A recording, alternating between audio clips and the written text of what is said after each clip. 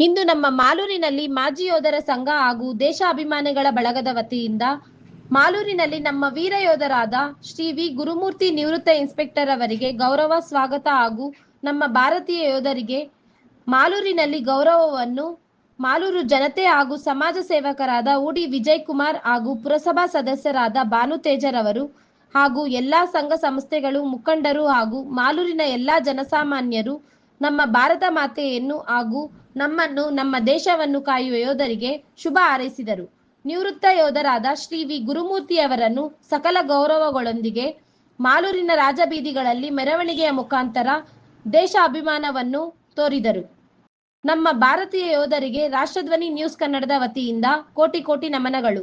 ನಮ್ಮ ಆಶೀರ್ವಾದ ಹಾಗೂ ದೇವರ ಆಶೀರ್ವಾದ ಸದಾ ನಮ್ಮ ಯೋಧರ ಮೇಲೆ ಇರಲಿ. Bureau report, Rashtradhwani news Kannada, Malur. Archana.